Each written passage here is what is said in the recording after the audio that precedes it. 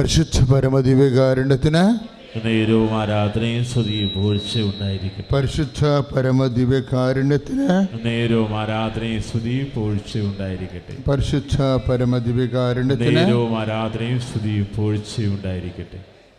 പ്രിയപ്പെട്ടവരെ,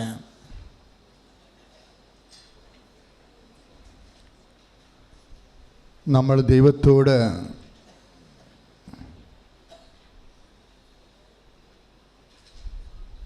വളരെ ആത്മാർത്ഥമായി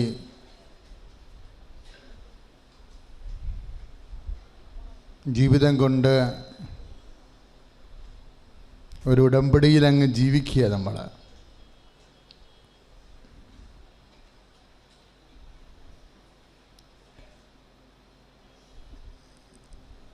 ഇന്ന് ഉടമ്പടിയിൽ നമ്മൾ ദൈവത്തോടു കൂടെ ജീവിക്കുമ്പോൾ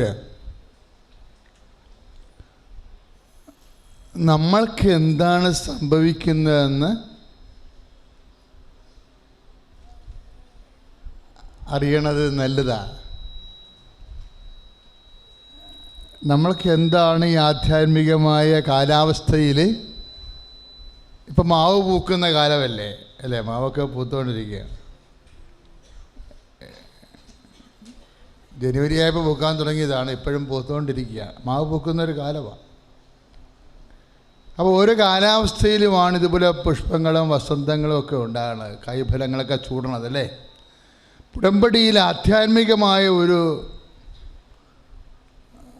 വസന്തകാലമാണ്. നമ്മുടെ ആത്മാവിന് കുറേ അധികം ഫലങ്ങൾ. ഇപ്പം ഞാൻ ഇപ്പോഴേ ഒരു കുഞ്ഞിനെ എടുത്തു തുടങ്ങിച്ച്, അവൻ്റെ പേര് നവീൻ കൃഷ്ണ എന്നാണ്. നവീൻ കൃഷ്ണ. ഇപ്പോൾ നവീൻ കൃഷ്ണനെ ഇപ്പോൾ എടുത്തു തുടങ്ങിച്ച്, അപ്പോഴവരുടെ അമ്മയും അപ്പനും എന്നോട് പറഞ്ഞു, അച്ഛാ മാതാവിൻ്റെ കൊച്ചാണ് കേട്ടോ എന്ന് പറഞ്ഞു. അപ്പം മാതാവ് നൽകിയ കുഞ്ഞാണെന്ന് പറഞ്ഞു. അപ്പം ഞാൻ ചോദിച്ചു, മാതാവ് എപ്പം നൽകിയെന്ന് ചോദിച്ചു. പറഞ്ഞു, ഞങ്ങളാണ് അച്ഛാ ഇവിടെ ഉടമ്പടി ചെയ്ത ആദ്യത്തെ ആൾക്കാരെന്ന്. രണ്ട് ഹൈന്ദവ സഹോദരങ്ങളാണ്. ഞങ്ങളൊക്കെ ഉടമ്പടി ചെയ്യുമ്പോൾ 5 പേരൊക്കെ ഉണ്ടായിരുന്നുള്ള ഉടമ്പടിക്കെന്ന്. ഞങ്ങൾ ഉടമ്പടി ചെയ്യും. അവർ അപ്പനും അമ്മയും കൂടി എന്നോട് പറഞ്ഞു, ഞങ്ങൾ ഉടമ്പടി. ഞാൻ നിങ്ങൾ എന്നാ ഉടമ്പടി ചെയ്തേ, എന്നാ ഉടമ്പടി ചെയ്തതെന്ന് ചോദിച്ചു. പറഞ്ഞ് തുടങ്ങിയത് 2015 കൃപാസനത്തിന് ഉടമ്പടിയുടെ മുമ്പൊരു കാലമുണ്ട്, അതിന് ശേഷം ഒരു കാലമുണ്ട്. 2015 ഡിസംബറിലാണ്, ഏതാണ്ട് നവംബറിലാണ് നമ്മൾ ഉടമ്പടി തുടങ്ങണത്. 1 മാസം കഴിഞ്ഞാണ് ഇവർ വന്ന് ഉടമ്പടി ചെയ്തത്. അന്ന് ഈ പറഞ്ഞ പോലെ ആർക്കും ഒന്നും അറിയത്തില്ല ഇതിനെക്കുറിച്ച്. ഞങ്ങൾക്കും അമ്മ ഉടമ്പടി എന്ന് പറഞ്ഞെന്നല്ലാതെ അതിൻ്റെ ഡീറ്റെയിൽസ് എല്ലാം ഘട്ടം ഘട്ടമായിട്ടാണ് അമ്മ വെളിപ്പെടുത്തിക്കൊണ്ടിരുന്നത്. അപ്പോഴന്ന് പ്രിലിമിനറി വെച്ചാണ് ഉടമ്പടി നടന്നുകൊണ്ടിരുന്നത്. പക്ഷേ ഈ നവീൻ കൃഷ്ണയുടെ അപ്പൻ, അദ്ദേഹത്തിൻ്റെ പേര് സുധീഷ് എന്നാണ്. അമ്മയുടെ പേര് പറഞ്ഞു, പക്ഷെ ഞാൻ മറന്നുപോയി. അവർ വട്ടയാലക്കാരാണ്, ഇവിടുത്തെ ഒരു പ്രേക്ഷിതയാണ്. പക്ഷെ അതല്ല പ്രശ്നം, അവർക്ക് 20 വർഷമായിട്ട് മക്കളില്ലാതിരുന്നു. അല്ലാതെ 2 വർഷവും 10 വർഷവും അല്ല, 20 വർഷമായിട്ട് മക്കളില്ലാതിരുന്നു. അപ്പോഴാണ് ലെറി എന്ന് പറഞ്ഞ ഞങ്ങളുടെ ഒരു പഴയ പ്രവർത്തകയുണ്ട്, ഇപ്പോഴും ഉണ്ട് പ്രവർത്തകയുണ്ട്. അവർ പണ്ട് മുതലേ ഉള്ളതാണെന്നുകൊണ്ട് അങ്ങനെ പഴയതെന്ന് പറഞ്ഞത്. അവർ പറഞ്ഞു, ഇപ്പോൾ കൃപാസനത്തിൽ അമ്മയുടെ ഒരു പുതിയ പ്രാർത്ഥന ആരംഭിച്ചിട്ടുണ്ട്. ഇതുപോലെ എല്ലാവിധ ലോകവും മരുന്നും അതുപോലെ തന്നെ വൈദ്യശാസ്ത്രമൊക്കെ ഉപേക്ഷിച്ച ആൾക്കാരെ അമ്മ എടുക്കും, നിങ്ങൾ പോയി ഉടമ്പടി ചെയ്യാൻ പറഞ്ഞു. അപ്പോൾ അവർക്കും അതിനെക്കുറിച്ച് അറിയത്തില്ല. അവർ വന്ന് ഉടമ്പടി ചെയ്യും. അപ്പോൾ ഒന്ന് ചിന്തിച്ച് വയ്ക്കാം മക്കളെ, 20 വർഷമായിട്ട് മക്കളില്ല എന്നുണ്ടെങ്കിൽ, ഒരു 6 വർഷമായിട്ട് മക്കളില്ലെങ്കിൽ തന്നെ വൈദ്യശാസ്ത്രം പിന്നീട് അതിനെക്കുറിച്ച് ആലോചിക്കത്തില്ല. കാര്യം ഒരുമാതിരിപ്പെട്ട മരുന്നൊക്കെ നമ്മളവിടെ ചെയ്തിരിക്കും. ഇപ്പോഴേ ഇങ്ങനെ ഒരു സങ്കല്പം തന്നെ, ഇനി കുഞ്ഞുങ്ങൾ ഉണ്ടാവുക എന്നുള്ള ആഗ്രഹമില്ലേ, ആ ആശ തന്നെ അങ്ങ് കെട്ടുപോയതാണ്. എനിക്ക് ഭയങ്കരമായിട്ട് ഇഷ്ടപ്പെട്ടു കേട്ടോ ആ സാക്ഷ്യം. ആ കുഞ്ഞിനെ എഴുത്തു തുടങ്ങി വന്നപ്പോഴേ ഇപ്പോൾ കൊച്ചിന് 2.5 വയസ്സായെന്ന് തോന്നണം. 2000 ഇപ്പോൾ എത്രയും 14 വയസ്സായി. അതെ, ഇപ്പോൾ ഈ ഒരു കുഞ്ഞുണ്ടാകുന്നു എന്ന് പറയുന്നത് സ്വപ്നത്തിൽ പോലും ഇല്ലാത്തൊരു കാര്യമാണ്. അതിൻ്റെ ആഗ്രഹവും അങ്ങ് അസ്തമിച്ചു പോയി. ഞാൻ കുറേ കാര്യങ്ങൾ ഈ നവീൻ കൃഷ്ണനിൽ നിന്ന് ഇപ്പോൾ പഠിച്ചു. എന്നാൽ ഒരു ആഗ്രഹം അസ്തമിച്ചു പോയാൽ, നിൻ്റെ ഒരു വിഷയം നിൻ്റെ ആഗ്രഹം അസ്തമിച്ചു പോയാൽ, ഇങ്ങനെ ഒരു ആശ തന്നെ ഇല്ലാതെ വന്നാലും അമ്മയിൽ നീ ആശ്രയിച്ചാൽ നിൻ്റെ ആശ, കെട്ടുപോയ ആശകളെ തിരിച്ചു കൊണ്ടുവരികയും വചനം മാംസമാക്കി നിന്നെ കാണിക്കുകയും ദൈവത്തെ മഹത്വപ്പെടുത്താൻ നിന്നെ ദൈവത്തിൻ്റെ ഉപകരണം മാറ്റുകയും ചെയ്യും. ശ്രുതിയുടെ ഹല്ലേലൂയ. കരങ്ങൾ ഉയർത്തിക്കൊണ്ട് സ്തുതിക്കട്ടെ. കർത്താവായ ദൈവമേ, അവിടുത്തെ സാന്നിധ്യം എന്ന് പറയുന്ന കർത്താവായ ദൈവമേ, ഈ സാക്ഷ്യത്തിലൂടെ അങ്ങ് ഞങ്ങളുടെ ഹൃദയങ്ങളെ സ്പർശിക്കുന്നതിനെന്ന് പറയുന്നു. ഞങ്ങൾ സാക്ഷ്യത്തിലൂടെ കർത്താവേ വിശ്വാസം വർദ്ധിപ്പിക്കണമേ എന്ന് പ്രാർത്ഥിക്കുന്നു. Hallelujah, hallelujah, hallelujah. കരങ്ങളടിച്ചുകൊണ്ട് പാടാം എല്ലാവരും.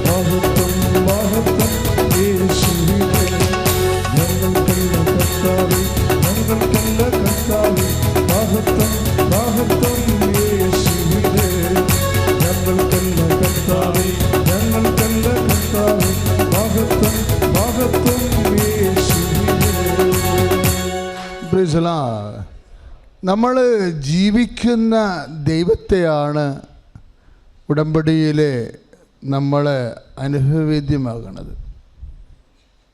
ഇപ്പം കഴിഞ്ഞ ദിവസങ്ങളിലെ കഴിഞ്ഞ ബുധനാഴ്ച ഒരു വിഷയമുണ്ടായി. കഴിഞ്ഞ ബുധനാഴ്ച അപ്പോഴൊരു മുസ്ലിം ഡോക്ടറുടെ സാക്ഷ്യം നേരത്തെ പറഞ്ഞായിരുന്നല്ലോ, ഇല്ലേ? നിങ്ങൾ കേട്ട് യൂട്യൂബിൽ ആ സാക്ഷ്യം കിടക്കുന്നുണ്ട്. ഫേസ്ബുക്കിൽ നിന്ന് അത് മാറ്റി, പ്രത്യേക കാരണങ്ങളാൽ മാറ്റിയതാണ്. അപ്പോൾ അവർ ഹസ്ബൻഡുമായിട്ട് വന്നിട്ടുണ്ടായിരുന്നു കഴിഞ്ഞ ദിവസങ്ങളിൽ. ഹസ്ബൻഡ് ഒരു പോലീസുകാരനാണ്, സുധീർ എന്നാണ് പേര്. അപ്പോൾ ഞങ്ങൾ കുറേ കാര്യങ്ങൾ,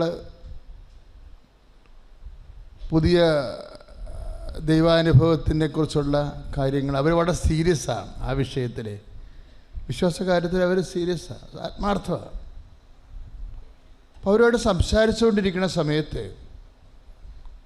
പെട്ടെന്ന് ഞാൻ അവരോട് പറഞ്ഞു, ഇപ്പം എനിക്ക് കിട്ടിയ നോട്ട്, എൻ്റെ മനസ്സിൽ ഈശോ തന്ന നോട്ട് ഞാൻ കുറിച്ച് വെച്ചിട്ട് ഞാൻ ഡോക്ടർ സഹീദ അറിയാതെ അവരുടെ മുമ്പിൽ കാണിക്കാതെ അവർ കമത്തി വെച്ച്. ചിലപ്പോൾ ഡോക്ടർ സഹീദ ഈ സമയത്ത് ലൈവായിട്ട് പ്രോഗ്രാം കാണുന്നുണ്ടാവും. ഞാൻ കമഴ്ത്തി വെച്ചതിന് ശേഷം പറഞ്ഞ്, ഡോക്ടർ ഒരു നമ്പർ പറയാൻ പറഞ്ഞു. അപ്പോൾ അവർ പറഞ്ഞത് 3 എന്ന് പറഞ്ഞു. പിന്നെ ഒരു നമ്പർ പറയാൻ പറഞ്ഞു. അവർ പറഞ്ഞ് 5 എന്ന് പറഞ്ഞു.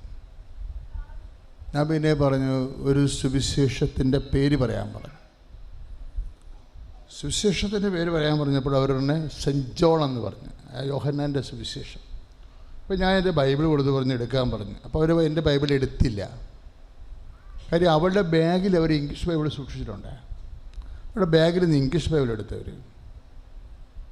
എടുത്തിട്ട് വായിക്കുന്നതിന് മുമ്പ് ഞാൻ പറഞ്ഞ്, നിങ്ങളുടെ മുമ്പിൽ കമത്തി വെച്ചിരിക്കുന്ന പേപ്പറിന് തുറന്നു നോക്കാൻ പറഞ്ഞു. അതവർ നമ്പർ പറയും മുമ്പ് കർത്താവ് എഴുതി വെച്ച സംഭവമാണ്. അത് തുറന്നു നോക്കിയപ്പോൾ ഞെട്ടിപ്പോയി. എന്നാ കാര്യം? അത് 3 യോഹന്നാൻ്റെ സുവിശേഷമാണ്, 7. ഒരു 2 വാക്കിന് മാത്രമേ ഇവരെന്നോട് പറഞ്ഞ നമ്പരുമായിട്ട് 2 വാക്കിന് വ്യത്യാസമുള്ളൂ. പക്ഷേ സബ്ജക്റ്റ് ഒന്ന് തന്നെയാണ്. സബ്ജക്റ്റ് ഒന്നാണ്. എനിക്ക് ഈശോ പറഞ്ഞത് 3:7 എന്നോട് പറഞ്ഞത്, യോഹന്നാൻ്റെ സുവിശേഷം. അത് ഞാൻ എഴുതിയിട്ട് അവരുടെ മുമ്പിൽ അവരറിയാതെ കമത്തി വെച്ചിരിക്കുകയല്ലേ. പിന്നെ അവരോട് ചോദിക്കുമ്പോൾ അവർ പറഞ്ഞത് എന്താണ്? 3. പിന്നെ എന്താണ്? 3:5. എന്ത് സുവിശേഷമാണ്? യോഹന്നാൻ്റെ സുവിശേഷം. ഇതെന്താണെന്ന് നിങ്ങൾ ചിന്തിക്കണം. അവർ പറയാൻ പോകുന്ന സുവിശേഷം ലൂക്ക പറയാം, മത്തായി പറയാം, മർക്കോസ് പറയാം, അല്ലേ? യോഹന്നാനും പറയാം. 3 പറയാം, 5 പറയാം, 4 പറയാം, 30 പറയാം, 10 പറയാം, എത്ര വേണമെങ്കിലും പറയാം. എന്തുകൊണ്ട് അവരത് തന്നെ പറയണം? ആ നമ്പർ തന്നെ പറയുന്നു. എന്തുകൊണ്ട് ആ സുവിശേഷം തന്നെ പറയുന്നു? ഞാൻ പറഞ്ഞ് ഇനി വായിച്ചു നോക്കാൻ പറഞ്ഞു. എന്താ അവരോട് പറഞ്ഞിരിക്കണേ? ഈശോ, യു മസ്റ്റ് റീബർത്ത്, ജലത്താലും പരിശുദ്ധാത്മാവിനാലും വീണ്ടും ജനിക്കുന്നില്ലെങ്കിൽ ദൈവരാജ്യത്തിൽ പ്രവേശിക്കുകയില്ല. സ്തുതിയുടെ ഹല്ലേലൂയ, സ്തുതിയുടെ ഹല്ലേലൂയ.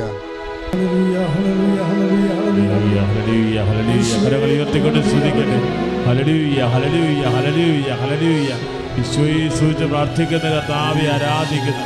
പരിശുദ്ധ അമ്മ ജീവനോടെ പ്രത്യക്ഷപ്പെട്ട ഈ ആലയത്തിൽ വന്ന് പരിശുദ്ധ അമ്മയുടെ പ്രത്യക്ഷീകരണത്തിൻ്റെ സാക്ഷികളാക്കി എന്നെയും എൻ്റെ കുടുംബത്തെയും ഉയർത്തിയതിന് അമ്മ മാതാവിനും ഈശോയ്ക്കും ആദ്യമേ ഞാൻ നന്ദി പറയുന്നു.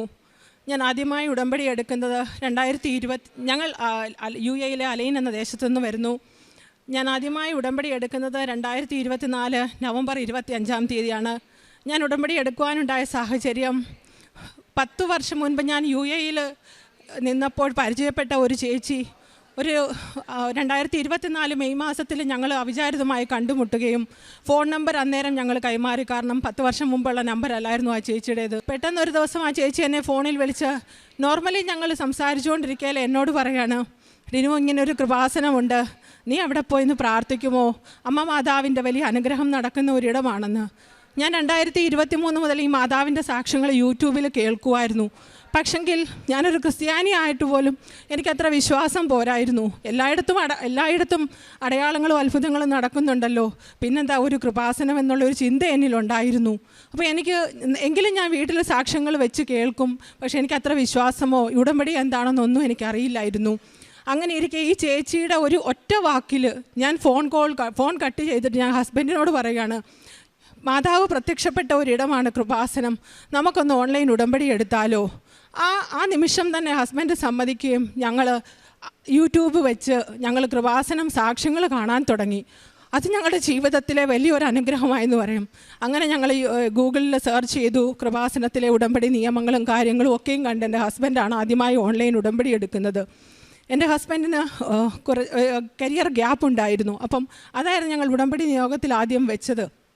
ഹസ്ബൻഡ് ഓൺലൈൻ ഉടമ്പടി എടുത്തതിന് ശേഷം, അതിനു മുൻപ് പലയിടത്തും CV അയക്കും, പക്ഷേ എങ്ങൊന്നും ഒരു ഫോൺ കോളുകളോ ഒന്നും വരില്ലായിരുന്നു. പക്ഷേ ഹസ്ബൻഡ് ഓൺലൈൻ ഉടമ്പടി എടുത്തതിന് ശേഷം ബയോഡേറ്റ അയക്കുമ്പം അവിചാരിതമായ സ്ഥലങ്ങളിലെല്ലാം ഞങ്ങൾക്ക് ഇൻ്റർവ്യൂ കോളുകൾ വന്നു തുടങ്ങി. ഹസ്ബൻഡ് പോകും, അറ്റൻഡ് ചെയ്യും, ഒരാഴ്ച വെയിറ്റ് ചെയ്യാൻ പറയും, പക്ഷേ റിസൾട്ട് ഒന്നും ഞങ്ങൾക്ക് വരില്ല. അങ്ങനെ ഇരിക്കെ ഞങ്ങൾ താമസിക്കുന്നിടത്ത് തന്നെ ഞങ്ങൾക്കൊരു ഇൻ്റർവ്യൂ കോൾ വന്നു. അപ്പം ഞാൻ എന്നും ഈ ഉടമ്പടി സാക്ഷ്യം ഞങ്ങൾ 2 പേരും കൂടി ഇരുന്നാൽ കേൾക്കണത്. പെട്ടെന്ന് എനിക്കൊരു ഓർമ്മ വന്നു, എൻ്റെ വീട്ടിലൊരു കൃപാസനം പത്രം ഇരിപ്പുണ്ടല്ലോ, ഞാൻ ഇന്ന് വരെ അത് തുറന്നു നോക്കിയിട്ടില്ല. 2023 വെക്കേഷൻ വന്നപ്പം എനിക്കൊരു പള്ളിയുടെ മുറ്റത്ത് നിന്ന് കിട്ടിയ പത്രമാണ്. അപ്പം ഞാനത് കൊണ്ടുപോയി സൂക്ഷിച്ചു വെച്ചു, പക്ഷെ ഞാൻ തുറന്നു നോക്കിയിട്ടില്ല. അന്ന് ഇൻ്റർവ്യൂവിന് പോകുന്നതിന് മുമ്പ് ഞാൻ ഹസ്ബൻഡിനോട് പറഞ്ഞു, ഈ പത്രം കയ്യിലിരിക്കട്ടെ, ഇൻ്റർവ്യൂവിന് കയറുന്നതിന് മുമ്പ് അമ്മ മാതാവിനോട് പ്രാർത്ഥിച്ചിട്ട് കയറിക്കൂ, അമ്മ ഇതിൻ്റെ മേലെ പ്രവർത്തിച്ചോളൂ എന്ന് പറഞ്ഞു. ഹസ്ബൻഡിന് ഞാൻ പത്രം കൊടുത്തു വിട്ടു. ആ ഇൻ്റർവ്യൂ അവർ കൂടുതലായിട്ടൊന്നും ചോദിച്ചില്ല. ഹസ്ബൻഡിനോട് ഒരു ഫാമിലി റിലേറ്റഡ് കാര്യങ്ങളൊക്കെ സംസാരിച്ചിട്ട് ഹസ്ബൻഡിനെ വിട്ടു. അപ്പം ഒരു പോസിറ്റീവ് ഹസ്ബൻഡിന് അതിൽ നിന്ന് മനസ്സിലായി ഈ ജോലി കിട്ടുമെന്നുള്ളത്. അങ്ങനെ ഒരാഴ്ച കഴിഞ്ഞു, ഒരു മെയിലൊന്നും വന്നില്ല. അപ്പോൾ ഹസ്ബൻഡ് അങ്ങോട്ടേക്ക് ഫോൺ വിളിച്ചപ്പോൾ അവിടുത്തെ റിസപ്ഷനിസ്റ്റ് പറഞ്ഞു, നിങ്ങൾ ഷോർട്ട് ലിസ്റ്റ് ആണല്ലോ, നിങ്ങൾക്ക് എന്താ മെയിൽ വരാത്തതെന്ന്. ഞങ്ങൾ വെയിറ്റ് ചെയ്തു, അങ്ങനെ ഇരിക്കും ഒരു റിസൾട്ടും വരുന്നില്ല. അപ്പോൾ ഹസ്ബൻഡ് എന്നോട് പറയാൻ തുടങ്ങി, ഞാനൊന്ന് കൃപാസനത്തിൽ പോയി ഉടമ്പടി എടുത്തോട്ടെ. ഞാൻ ആദ്യമൊക്കെ വിലക്കി, കാരണം നമുക്ക് ഒന്നിച്ച് പോകാമല്ലോ, അടുത്ത വർഷം വെക്കേഷൻ, ഇപ്പോൾ പോകണ്ട എന്ന് ഞാൻ പറഞ്ഞു. പക്ഷേ ഹസ്ബൻഡ് എന്നെ നിരന്തരം ഇങ്ങനെ പ്രേരിപ്പിച്ചുകൊണ്ടിരുന്നു, എനിക്കൊന്ന് പോകണം, അവിടെ പോയി ഉടമ്പടി എടുക്കണമെന്ന്. അങ്ങനെ 2024 സെപ്റ്റംബർ 23 എൻ്റെ ഹസ്ബൻഡ് ആദ്യമായി ഇവിടെ വന്ന ഉടമ്പടി എടുത്തു. അത് ഞങ്ങളുടെ ജീവിതത്തിൽ ഞാൻ പറയും ഭൗതികമായിട്ടല്ല, ആത്മീകമായി ഞങ്ങളെ ഏറെ ഉയർത്തിയെന്ന്. പരിശുദ്ധ അമ്മയുടെ മകനോട് ചോദിച്ച് ഞങ്ങൾക്ക് ഓരോ കാര്യങ്ങളും അമ്മ വഴി ഞങ്ങൾക്ക് നേടിത്തരികയായിരുന്നു. എൻ്റെ ഹസ്ബൻഡ് ഇവിടെ വന്ന് ഉടമ്പടി എടുത്ത് തിരിച്ചു വന്നപ്പോൾ മുതൽ വീണ്ടും ഇൻ്റർവ്യൂ കോളുകൾ വരാൻ തുടങ്ങി. പക്ഷേ അന്നേരം ഞങ്ങൾ ആദ്യം അറ്റൻഡ് ചെയ്ത ഈ ഇൻ്റർവ്യൂവിൽ നിന്ന് ഹസ്ബൻഡിന് മെയിൽ വരികയും ഹസ്ബൻഡിനോട് ജോയിൻ ചെയ്യാൻ പറഞ്ഞവർ. അപ്പോൾ അന്ന് പറഞ്ഞ സാലറി അല്ല, അതിൽ കുറച്ച് കുറച്ച് സാലറി. പക്ഷേ ഞങ്ങൾക്ക് സന്തോഷമായി, കാരണം ഒന്നിച്ച് നിൽക്കാമല്ലോ, നമുക്ക് വിശുദ്ധ ബലിയിൽ പങ്കെടുക്കാം, ഉടമ്പടി കാര്യങ്ങളെല്ലാം നമുക്ക് കൃത്യമായി ഒന്നിച്ചു പാലിക്കാമല്ലോ എന്നൊരാഗ്രഹമായിരുന്നു എൻ്റെ മനസ്സിൽ. അങ്ങനെ ഇരിക്കെ ഹസ്ബൻഡിന് ദുബായിൽ നിന്ന് വീണ്ടും ഒരു ഇൻ്റർവ്യൂ കോൾ വരിക. അവിടെ ജോയിൻ ചെയ്യുന്നതിന് മുമ്പ് ഹസ്ബൻഡ് അതും പോയി അറ്റൻഡ് ചെയ്തു. പോകുമ്പോഴെല്ലാം ഈ അമ്മയുടെ കാശുരൂപം മുറുകെ പിടിച്ചുകൊണ്ട് ഉടമ്പടി തൈലം വെച്ച് കുരിശു വരച്ച് വിശ്വാസ പ്രമാണം ചൊല്ലി ഞങ്ങൾ അലയിൽ നിന്ന് ദുബായിക്ക് പോകണേ 2 മണിക്കൂർ. ഹസ്ബൻഡ് അത്രയും നേരം ജപമാല ചൊല്ലിയാണ് പോയിക്കൊണ്ടിരുന്നത്. അന്നത്തെ അവിടെ ഇൻ്റർവ്യൂ കഴിഞ്ഞു. വീട്ടിലെത്തുന്നതിന് മുൻപേ ഹസ്ബൻഡിന് ഓഫർ ലെറ്ററാണ് വന്നത്. അലൈനിൽ പറഞ്ഞതിനെക്കാട്ടിൽ കൂടുതൽ ശമ്പളത്തോടുകൂടി. ഹസ്ബൻഡ് ഒരു മെക്കാനിക്കൽ എഞ്ചിനീയറായിട്ട് വർക്ക് ചെയ്യുന്നത്. അവരവിടെ പ്രൊജക്ട് എഞ്ചിനീയർ എന്ന പോസ്റ്റിലേക്ക് ഹസ്ബൻഡിനെ ഞങ്ങൾ സമയച്ചുരുക്കത്തിൻ്റെ മേൽ അധികാരമുള്ള അമ്മ ഞങ്ങളുടെ മേൽ ഇടപെടുകയായിരുന്നു. അങ്ങനെ ഹസ്ബൻഡിന് ആ ജോലി ഓഫർ കിട്ടിയപ്പോൾ എനിക്കപ്പോൾ വിഷമമായി. ദുബായിക്ക് പോകണോ? പോയാൽ ആഴ്ചയിലല്ലേ വരാൻ പറ്റുകയുള്ളൂ. അലയിലാകുമ്പോൾ നമുക്ക് ഒന്നിച്ച് നിന്നാൽ നമ്മുടെ എല്ലാ ആത്മീകപരമായി, ഭൗതികപരമായ കാര്യങ്ങളല്ല, ആത്മീകപരമായി ഈശോയോട് കൂടുതലെടുക്കാം. ഈശോയ്ക്കും അമ്മയ്ക്കും വേണ്ടി നമുക്ക് അനേകം പേരെ നേടണമെന്നുള്ളൊരു ചിന്തയായിരുന്നു എൻ്റെ മനസ്സിൽ. പക്ഷേ ഹസ്ബൻഡ് പറഞ്ഞു, ഞാൻ എൻ്റെ എക്സ്പീരിയൻസ് ഫീൽഡുള്ള ജോലി എനിക്ക് കിട്ടിയില്ലേ, ഞാൻ പൊക്കോട്ടെ എന്ന്. അങ്ങനെ ദുബായിൽ പോയി ജോയിൻ ചെയ്യാനുള്ള എല്ലാ കാര്യങ്ങളും ചെയ്തു. പിറ്റേ ദിവസം ജോയിനിങ്ങാണ്. ഞാൻ വീട്ടിലുണ്ട്, എനിക്ക് ഓഫാണ്. പക്ഷേ വൈകുന്നേരം ആയപ്പോൾ എൻ്റെ മനസ്സ് പറയുന്നു, ഹസ്ബൻഡിനെ വിടണ്ട, അവിടെ ജോയിൻ ചെയ്യണ്ട എന്ന്. ഞാൻ ഹസ്ബൻഡ് വീട്ടിലെത്തുന്നതിന് മുമ്പേ വിളിച്ച് പറഞ്ഞു, നാളെ ജോയിൻ ചെയ്യാൻ പോകണ്ടെന്ന്. അപ്പോൾ എന്നോട് പറഞ്ഞു, എല്ലാ പേപ്പറും സബ്മിറ്റ് ചെയ്തു, നാളെ എനിക്ക് ജോയിനിങ് ആണല്ലോ എന്ന്. ഞാൻ സമ്മതിച്ചില്ല, ജോയിൻ ചെയ്യണ്ട, അമ്മ മാതാവ് നമ്മുടെ മേൽ ഇടപെടും, അലയിലെ ജോലിക്ക് തന്നെ കയറാൻ പറഞ്ഞു. അങ്ങനെ ഹസ്ബൻഡ് അലയിലെ ജോലിക്ക് ജോയിൻ ചെയ്യാമെന്ന് പറഞ്ഞ് ജോയിൻ ചെയ്തു. ഫസ്റ്റ് ഡേ ആണ് ഹസ്ബൻഡ് അറിയുന്നത്. ഹസ്ബൻഡിനോട് പറഞ്ഞ കാര്യങ്ങളൊന്നുമല്ല, ഒരു ഡിസൈൻ എഞ്ചിനീയറായിട്ടാണ് ഹസ്ബൻഡിനെ അവിടെ എടുത്തിരിക്കുന്നത്. അപ്പോൾ ഹസ്ബൻഡിന് അതിൻ്റെ ഒരു കാര്യങ്ങളും അറിയത്തില്ല. ഫസ്റ്റ് ഡേ തന്നെ അവരെ കുറേ പ്രൊജക്റ്റ് കാര്യങ്ങൾ ചെയ്യാൻ കൊടുത്തു, പിറ്റേ ദിവസം സബ്മിറ്റ് ചെയ്യണമെന്ന്. വളരെ വിഷമത്തോടെ ഹസ്ബൻഡ് വീട്ടിൽ വന്നിട്ട് എന്നോട് പറഞ്ഞു, ഞാൻ ദുബായിക്ക് പോയാൽ മതിയായിരുന്നു, ഇത് ഇപ്പം വലിയ പ്രശ്നത്തിലായല്ലോ, ഞാൻ നാളെ എന്ത് ചെയ്യുമെന്ന് ചോദിച്ചു. ഞാൻ പറഞ്ഞു, അമ്മ മാതാവ് ഇതിൻ്റെ മേൽ ഇടപെടും, അമ്മ തന്ന ജോലിയാണെങ്കിൽ അമ്മ തരട്ടെ, അല്ലെങ്കിൽ ഈ ജോലിക്ക് പോകണ്ട എന്ന്. അന്ന് ഹസ്ബൻഡ് അറിയാവുന്നവരെ എല്ലാം വിളിച്ച് ചോദിച്ചു, ഇതൊന്ന് പറഞ്ഞു തരുമോ, എന്തെങ്കിലും ഒന്ന് അറിയാമെങ്കിൽ പിറ്റേന്ന് ജോലിക്ക് പോകാമല്ലോ എന്ന്. പക്ഷേ ആരും വന്ന് ഹസ്ബൻഡിനെ സഹായിച്ചില്ല. ഞങ്ങൾക്ക് പിന്നീട് മനസ്സിലായി, അമ്മ മാതാവ് ഞങ്ങളുടെ മേൽ ഇടപെട്ട. ഹസ്ബൻഡ് പിറ്റേ ദിവസം ആ ജോലിക്ക് പോയില്ല. വേണ്ട എന്ന് തന്നെ വിചാരിച്ചു, അമ്മയുടെ ഈശോയുടെ ഇഷ്ടം നടക്കട്ടെ എന്ന് വിചാരിച്ചു. ഞങ്ങൾ പ്രാർത്ഥനയോടെ ഇരിക്കുക. അപ്പോൾ ഒരു ദിവസം ഞാൻ ഇതുപോലെ നൈറ്റ് ഡ്യൂട്ടി കഴിഞ്ഞ് വന്ന സമയത്ത് എൻ്റെ പിറകെ നടന്ന ഹസ്ബൻഡ് പറയുക, നീ ഒന്ന് പോയി ഉടമ്പടി എടുക്കുമോ? ഉടമ്പടി എടുക്കും. അപ്പോൾ ഞാൻ ഹസ്ബൻഡിൻ്റെ ഉടമ്പടിയിൽ നിന്നുകൊണ്ട് ഞാൻ 5:30 എഴുന്നേക്കുമോ എന്ന് ചോദിച്ചാൽ എഴുന്നേക്കും, പക്ഷേ പല ദിവസങ്ങളും എഴുന്നേക്കില്ല. ഹസ്ബൻഡ് പ്രാർത്ഥിച്ചോട്ടെ, അങ്ങനൊരു ചിന്തയാണ്. പക്ഷേ എന്നും ഉടമ്പടി സാക്ഷ്യം കേൾക്കുമ്പോൾ ഞാനൊരു സാക്ഷ്യത്തിൽ കേൾക്കുവാണ്, ഭാര്യയുടെ ഉടമ്പടിയിൽ നിന്ന് അനുഗ്രഹം കൈപ്പറ്റാൻ ഒരു ഭർത്താവ് നിന്നപ്പോൾ അവിടെ മാതാവ് കൊടുത്തത് അങ്ങനെ ഭർത്താവ് വന്ന് ഉടമ്പടി എടുത്തപ്പോൾ അമ്മ കൊടുത്ത അനുഗ്രഹത്തെക്കുറിച്ച് കേൾക്കുകയാണ്. ഞാൻ പെട്ടെന്ന് ഹസ്ബൻഡ് ഇത്രയും പറഞ്ഞപ്പോൾ ഞാൻ എന്തിനാണ് എന്നെ ശല്യം ചെയ്യുന്നത്, നമുക്കിനി അടുത്ത വർഷം പോയത്, ഇപ്പോൾ പോയിട്ട് വന്നേ അല്ലല്ലോ, ഞാൻ അടുത്ത വർഷം ഉടമ്പടി എടുത്തുകൊള്ളാമെന്ന് ഞാൻ പറഞ്ഞു. പെട്ടെന്ന് ഞാൻ മുറ്റത്തേക്ക് തുണി വിരിക്കാൻ ഇറങ്ങിയതാ. ഒരിക്കലും അനുഭവിക്കാത്തൊരു സുഗന്ധാഭിഷേകം ഞാൻ അനുഭവിച്ചു അവിടെ. അപ്പോൾ ഹസ്ബൻഡും വീട്ടിലെ ചേച്ചിയുണ്ട്. ഞാൻ 2 പേരെയും വിളിച്ചിട്ട് പറഞ്ഞു, നിങ്ങളിങ്ങോട്ട് വന്നേ, ഇത്രയും നാൾ നമുക്ക് അനുഭവിക്കാത്ത ഒരു സുഗന്ധം. പെട്ടെന്ന് എന്നോട് ആരോ പറയുക, നീ പോകണം, നീ കൃപാസനത്തിൽ പോയി നീ ഉടമ്പടി എടുക്കണം, നീ തടസ്സമായി നിൽക്കരുത്, നിൻ്റെ ജീവിതത്തിൻ്റെ തടസ്സമാണ് നിൻ്റെ കുടുംബത്തിൻ്റെ തടസ്സമെന്ന്. അങ്ങനെ ഞാൻ പെട്ടെന്ന് തീരുമാനിച്ചു. നവംബർ മാസം 25-ാം തീയതി വേറെ 4 ദിവസത്തെ അവധിയെടുത്ത് ഞാനും കുഞ്ഞുമായിട്ട് നവംബർ 25 ഞാനിവിടെ വന്ന് ഉടമ്പടി എടുത്തു. ഞാനിവിടെ ഉടമ്പടി എടുക്കുന്ന ദിവസം തന്നെ എൻ്റെ ഹസ്ബൻഡിന് അബുദാബിയിൽ നിന്ന് വീണ്ടും ഒരു കോള് വരിക, ഒരു ഇൻ്റർവ്യൂ കോള്. ആ ദിവസം ഹസ്ബൻഡ് അറ്റൻഡ് ചെയ്തു. വൈകുന്നേരം ഹസ്ബൻഡിന് ഒരു ഓഫർ ലെറ്റർ കയ്യിൽ കിട്ടി. പരിശുദ്ധ അമ്മ മാതാവ് കൊടുത്തതാണ്. എന്നിട്ട് നവംബർ 26 വീണ്ടും അബുദാബിയിൽ നിന്ന് ഉച്ച കഴിഞ്ഞ് ഒരു ഫോൺ കോൾ കൂടെ, ഒരു ഇൻ്റർവ്യൂ ഉണ്ട്, നാളെ വന്ന് അറ്റൻഡ് ചെയ്യുമോ എന്ന്. അപ്പോൾ എൻ്റെ ഹസ്ബൻഡ് ഓർത്തു, എത്ര പ്രാവശ്യമായി ഇത് അറ്റൻഡ് ചെയ്തിട്ട് എവിടെയും ഒന്നും ഉറക്കുന്നില്ലല്ലോ എന്നൊരു ചിന്ത ഹസ്ബൻഡിന് വന്നു. അങ്ങനെ നവംബർ 26-ാം തീയതി ഹസ്ബൻഡ് നവംബർ 27-ാം തീയതി ഇൻ്റർവ്യൂക്ക് പോകാൻ വേണ്ടി ഹസ്ബൻഡ് ഒരുങ്ങി എന്നെ വിളിച്ച് പറഞ്ഞു. ഞാൻ പറഞ്ഞു, പ്രാർത്ഥിച്ചോളാം, അമ്മ മാതാവ് ഇടപെടും. പക്ഷേ ഞാൻ എൻ്റെ ഉടമ്പടി നിയോഗത്തിൽ എൻ്റെ ഹസ്ബൻഡിൻ്റെ ജോലിയൊന്നും എഴുതിയില്ല. പ്രിയപ്പെട്ട ജോസഫ് അച്ഛൻ പറയുന്നത് പോലെ, ഒരു വട്ടം നമ്മളൊരു കാര്യം അമ്മയുടെ കയ്യിൽ ഏൽപ്പിച്ചാൽ, നമ്മൾക്കത് ഉടമ്പടി നമ്മൾ വിശ്വസ്തരായിരുന്നാൽ പരിശുദ്ധ അമ്മ നമ്മളെ സഹായിക്കുമെന്നുള്ളതിൻ്റെ തെളിവാണ് ഞാനും എൻ്റെ കുടുംബവും. നവംബർ 27-ാം തീയതി എൻ്റെ ഹസ്ബൻഡ് ഇൻ്റർവ്യൂവിനുമായി പോയി. ഉച്ച കഴിഞ്ഞായിരുന്നു ഇൻ്റർവ്യൂ. ഒരു ക്വസ്റ്റ്യൻ പോലും ചോദിക്കാതെ സെൽഫ് ഇൻട്രൊഡക്ഷൻ മാത്രം ചോദിച്ചു. 2 പേരായിരുന്നു ഇരുന്നത്. ചോദിച്ചിട്ട് എന്ന് ജോയിൻ ചെയ്യാൻ പറ്റുമെന്ന് ഹസ്ബൻഡിനോട് ചോദിക്കുന്നത്. എന്നിട്ട് അവരൊരു പേപ്പർ കൊടുത്തിട്ട് പറഞ്ഞു എക്സ്പെക്റ്റഡ് സാലറി എഴുതാൻ. പരിശുദ്ധ ഹസ്ബൻഡ് എപ്പോഴും പ്രാർത്ഥിക്കും എൻ്റെ വൈഫിന് കിട്ടുന്ന അത്ര സാലറി എനിക്ക് തരണമേന്ന്. പക്ഷെ ഞാൻ പ്രാർത്ഥിക്കുമായിരുന്നു അമ്മ എന്നെക്കാട്ടിൽ ഒരു തരം കൂടുതലെങ്കിലും എൻ്റെ ഹസ്ബൻഡിന് അമ്മ കൊടുത്ത് അമ്മ അനുഗ്രഹിക്കണമെന്ന്. On the spot offer letter കയ്യിൽ കൊടുക്കുകയാണ്. ഹസ്ബൻഡ് ഒന്നും നോക്കിയില്ല. അതുമായിട്ട് ഓഫീസിൻ്റെ താഴെ വന്ന് തുറന്നു നോക്കുമ്പോൾ വെറും ഒരു മെക്കാനിക്കൽ എഞ്ചിനീയർ പോസ്റ്റിലിരുന്ന എൻ്റെ ഹസ്ബൻഡിന്, കരിയർ ഗ്യാപ്പുള്ള എൻ്റെ ഹസ്ബൻഡിന് പരിശുദ്ധ അമ്മ മാതാവിൻ്റെ പ്രത്യക്ഷീകരണത്തിൻ്റെ സാക്ഷിയാകാൻ വേണ്ടി കൺസ്ട്രക്ഷൻ മാനേജർ എന്ന പോസ്റ്റിൽ ഒരിക്കലും അർഹിക്കാത്ത ഒരു സാലറി കൊടുത്ത് അമ്മയുടെ പ്രത്യക്ഷീകരണത്തിൻ്റെ സാക്ഷികളാക്കി ഞങ്ങളെ ഇവിടെ അമ്മ ഉയർത്തി നിർത്തി. അത് അമ്മ ജീവിതത്തിൽ, അച്ഛൻ പറയുന്ന പോലെ ജീവിതത്തിൽ ഒരു ദുരന്തമുണ്ടാകുന്നതിന് പോകുന്നതിന് മുമ്പ് അമ്മ നമ്മളെ ഇവിടെ എത്തിക്കുമെന്ന്. അതൊരു 4 മാസം കഴിഞ്ഞാണ് ഞാൻ അറിഞ്ഞത്. പെട്ടെന്ന് ഞാൻ ജോലി ചെയ്തുകൊണ്ടിരുന്ന എൻ്റെ ഹോസ്പിറ്റൽ ക്ലോസ് ചെയ്യും, എൻ്റെ ജോലി നഷ്ടപ്പെടുകയും ചെയ്തു. തിരിഞ്ഞു നോക്കിയപ്പോൾ ഞങ്ങൾക്ക് മനസ്സിലായി പരിശുദ്ധ അമ്മ എന്തിന് ഞങ്ങളെ ഇവിടെ രണ്ടുപേരെയും എത്തിച്ചെന്നും എന്നെ പ്രത്യേകിച്ച് ഉടമ്പടിയിൽ ഉറപ്പിച്ചു നിർത്തിയത് എന്തിനാണെന്നും എനിക്ക് പൂർണ്ണമായിട്ടും മനസ്സിലായി. പരിശുദ്ധ അമ്മയ്ക്കും ഈശോയ്ക്കും കോടാനുകോടി നന്ദി. രണ്ടാമതായി, ഞാൻ എൻ്റെ ഉടമ്പടി നിയോഗത്തിൽ 6ാമത്തെ നിയോഗമായിട്ടാണ് എൻ്റെ ഒരു ഭൗതിക കാര്യം ഞാൻ എഴുതിയത്. 5 നിയോഗങ്ങൾ ഞാൻ മറ്റുള്ളവർക്ക് വേണ്ടി എഴുതി. ആദ്യത്തെ നിയോഗം ഞാൻ എഴുതി, അമ്മേ മാതാവേ, ഞാൻ ആത്മീകമായി ഒന്നും വളർന്നിട്ടില്ല, എനിക്ക് അമ്മയോടും ഈശോയോടും ചേർന്ന് അനേകം ആത്മാക്കളെ എനിക്ക് നേടണം, പരിശുദ്ധാത്മാവിനാൽ എന്നെ നിറയ്ക്കണമെന്നൊരു നിയോഗം എഴുതി ഞാൻ ഇവിടുന്ന് പോയത്. ഞാൻ 6ാമത്തെ നിയോഗത്തിൽ എഴുതി, എനിക്ക് UAEയുടെ ഡ്രൈവിംഗ് ലൈസൻസ് അമ്മയ്ക്കും ഈശോയ്ക്കും ഇഷ്ടമുണ്ടെങ്കിൽ തന്നെ എന്നെ അനുഗ്രഹിക്കണം. കാരണം ഹസ്ബൻഡ് എപ്പോഴും എന്നെ നിർബന്ധിക്കുമായിരുന്നു, പക്ഷേ എനിക്ക് പേടിയാണ്. ഒരു സൈക്കിൾ പോലും ചവിട്ടാത്ത ഒരു വ്യക്തി ഒരു ഡ്രൈവിംഗ് ലൈസൻസ് എടുക്കുക അസാധ്യമായ ഒരു കാര്യമായിരുന്നു. എനിക്കറിയാം എന്നാൽ അത് സാധ്യമല്ല. Not by merit but by grace. അങ്ങനെ ഞാൻ UAEയുടെ ഡ്രൈവിംഗ് ലൈസൻസ് ഞാൻ എൻ്റെ ഉടമ്പടി നിയോഗത്തിൽ എഴുതി. ഡിസംബർ മാസത്തിൽ ഞാൻ ഫയൽ ഓപ്പൺ ചെയ്യാൻ പോകുന്നതിന് മുമ്പ് ഞാൻ അമ്മയോടും ഈശോയോടും ഒറ്റ കാര്യം പറഞ്ഞു. രാവിലെ പ്രത്യക്ഷീകരണ പ്രാർത്ഥന കഴിഞ്ഞ്, അമ്മയ്ക്കും ഈശോയ്ക്കും ഇഷ്ടമുണ്ടെങ്കിൽ എനിക്ക് ഈ ലൈസൻസ് തന്നാൽ ജീവിതത്തിലെ ഭൗതികമായ ഒരു കാര്യങ്ങൾക്കും വേണ്ടിയില്ല, വിശുദ്ധ ബലി മുടങ്ങാതെ എനിക്ക് പങ്കെടുക്കണം ആ ദേശത്ത്. പിന്നെ അമ്മയ്ക്കും ഈശോയ്ക്കും വേണ്ടി എന്നാലാവുന്നത് എന്തു വേണമെങ്കിലും ഞാൻ ചെയ്തു കൊള്ളാം അമ്മ എന്നൊരു വാക്ക് അമ്മയ്ക്കും ഈശോയ്ക്കും കൊടുത്തിട്ടാണ് ഞാൻ എൻ്റെ ഫയൽ ഓപ്പൺ ചെയ്യാൻ പോയത്.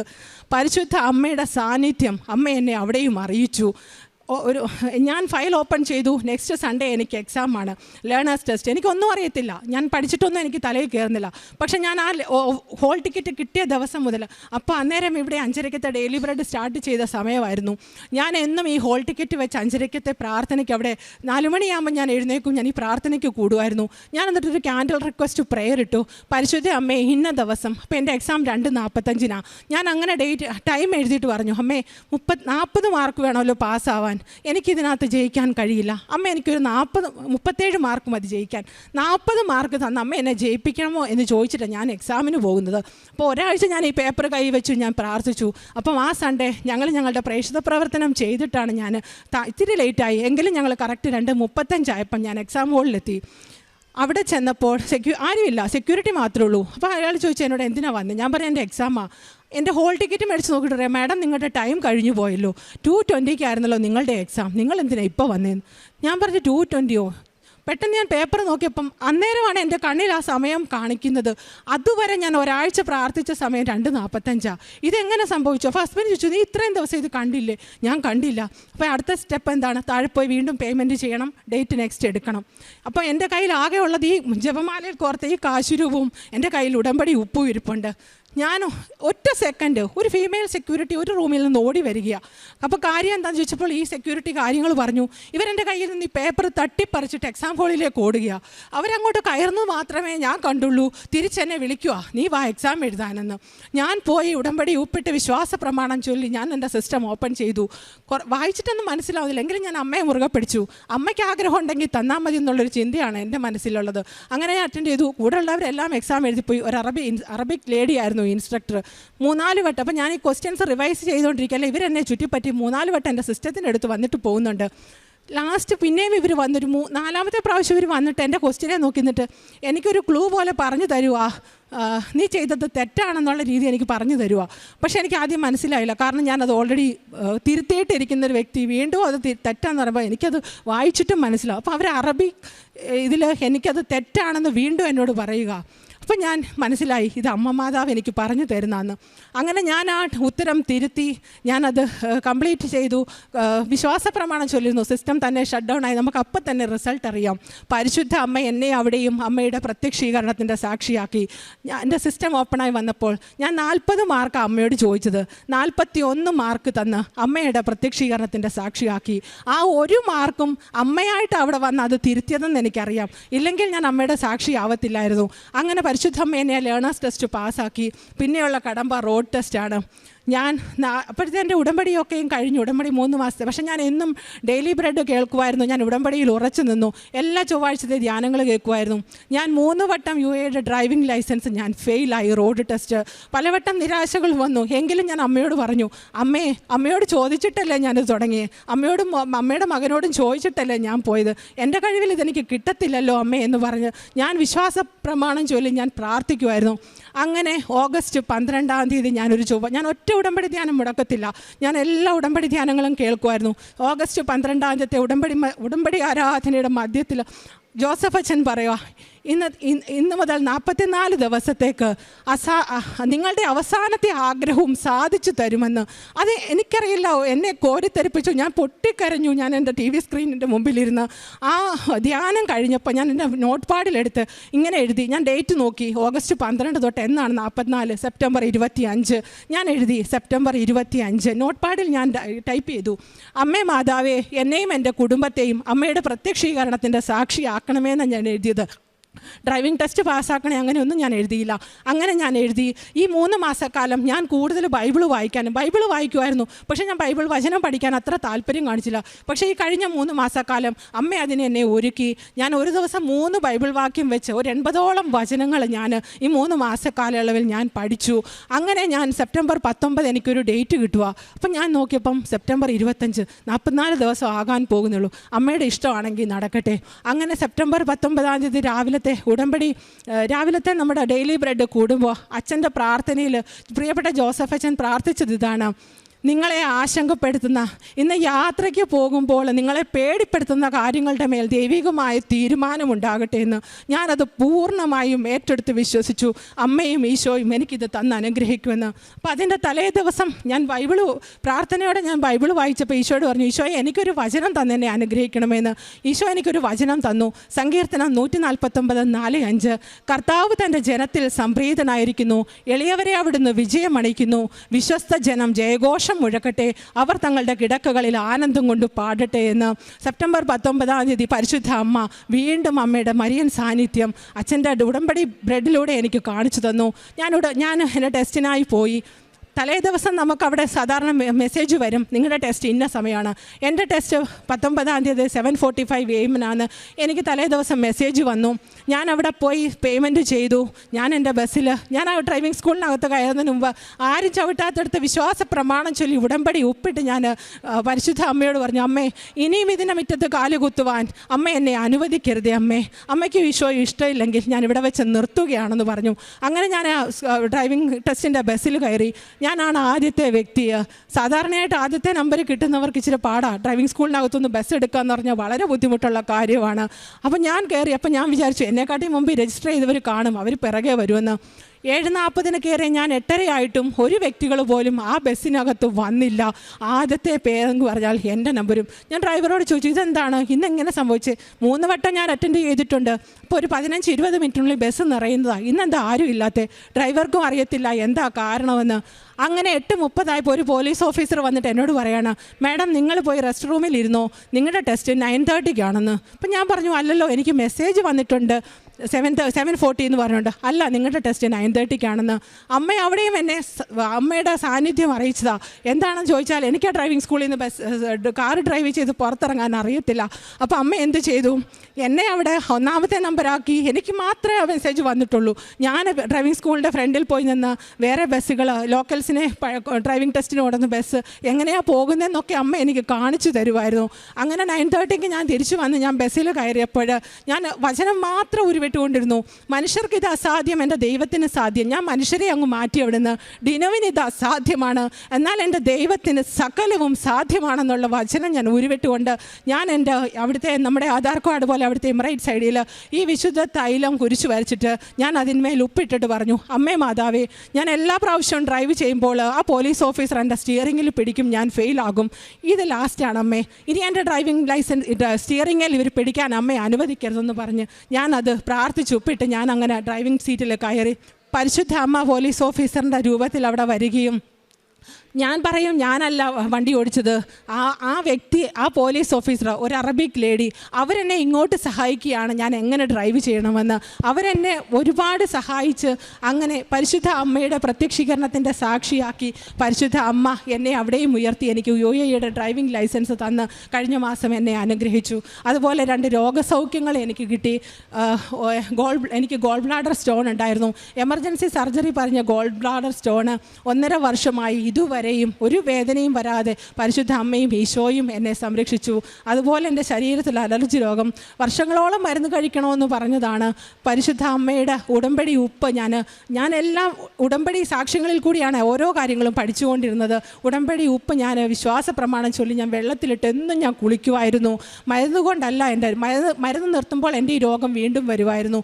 പരിശുദ്ധ അമ്മയോട് ഞാൻ ഒരു ദിവസം കരഞ്ഞു പ്രാർത്ഥിച്ചു പറഞ്ഞു, നാളെ മുതൽ അമ്മ മാതാവ് എനിക്ക് ഈ രോഗം വരുത്തരുത്, ഞാൻ മടുത്തു മരുന്ന് കഴിച്ചെന്ന്. അമ്മ അവിടെയും എന്നെ സഹായിച്ചു. അമ്മയുടെ പ്രത്യക്ഷീകരണത്തിൻ്റെ സാക്ഷിയാക്കിക്കൊണ്ട് ആ രോഗം എൻ്റെ ശരീരത്തിൽ നിന്ന് പൂർണ്ണമായും പരിശുദ്ധ അമ്മ തുടച്ചു മാറ്റി. ഇന്നുവരെയും എന്നെയും എൻ്റെ കുടുംബത്തെയും പരിശുദ്ധ അമ്മയുടെ പ്രത്യക്ഷീകരണത്തിൻ്റെ സാക്ഷികളാക്കി നിർത്തുന്നു. ഞാൻ ചെയ്യുന്ന പ്രേക്ഷിത പ്രവർത്തനം, ഞാൻ ആദ്യമായി ഇവിടെ വന്ന് ഉടമ്പടി എടുത്തുകൊണ്ട് പത്രം ഞാൻ ഈ ലൈസൻസ് ഡ്രൈവിംഗ് ക്ലാസ്സിന് പോകുമ്പോൾ ഞാൻ ബാഗിൽ വെച്ച് കൊണ്ടുപോകും. ബസ്സിൽ അമ്മയോട് ചോദിക്കും, അമ്മയ്ക്ക് ഇഷ്ടപ്പെട്ടവർക്ക്, അമ്മ അർഹിക്കുന്നവർക്ക് കൊടുക്കാൻ എന്നെ സഹായിക്കണമെന്ന്. അർഹതയുള്ള മക്കൾക്ക് കൊടുക്കും. അവരുടെ ഫോൺ നമ്പർ മേടിക്കും. ഇവിടുത്തെ ഉടമ്പടി സാക്ഷ്യങ്ങൾ, ഉടമ്പടി ധ്യാനങ്ങൾ എല്ലാം, ഡെയിലി ബ്രെഡ് ഞാൻ കേട്ട് കഴിഞ്ഞാൽ ഉടനെ തന്നെ ഞാൻ സ്റ്റാറ്റസ് ആക്കിയിടും. എല്ലാവർക്കും ഞാനത് ഷെയർ ചെയ്ത് കൊടുക്കും. കാരുണ്യ പ്രവർത്തികളായിട്ട് ഞങ്ങൾ ചെയ്യുന്നത് എല്ലാ മാസവും ഞങ്ങൾ തന്നെ വീട്ടിൽ ഭക്ഷണം ഉണ്ടാക്കിയിട്ട് ഞങ്ങൾ ആ ഭക്ഷണവുമായിട്ട് ഞങ്ങൾ പോകും. അമ്മയെ ആഗ്രഹിക്കുന്നവർക്ക്, അത് എത്ര മണിക്കൂറായാലും കുഴപ്പമില്ല, അമ്മയെ ആഗ്രഹിക്കുന്ന മക്കൾക്ക് കൊടുക്കുവാൻ ഞങ്ങൾ അലയിലെ റോഡിലിറങ്ങി എവിടെയൊക്കെ പോകാമോ അവിടെയെല്ലാം കൊണ്ടുപോയി വിശന്നിരിക്കുന്നവർക്ക്, റോഡിൽ പണിയുന്ന പാവങ്ങൾക്ക് ഞങ്ങൾ ആ ഭക്ഷണം കൊടുക്കുവാനും പരിശുദ്ധ അമ്മ സഹായിച്ചു. കൂടാതെ ജോലിയിൽ നിന്ന് കിട്ടുന്നതിൻ്റെ ഒരു വരുമാനം ആദ്യം അത് അമ്മയ്ക്ക് മാറ്റി വെച്ചിട്ടേ ഞങ്ങൾ എന്ത് കാര്യത്തിനും എടുക്കത്തുള്ളൂ.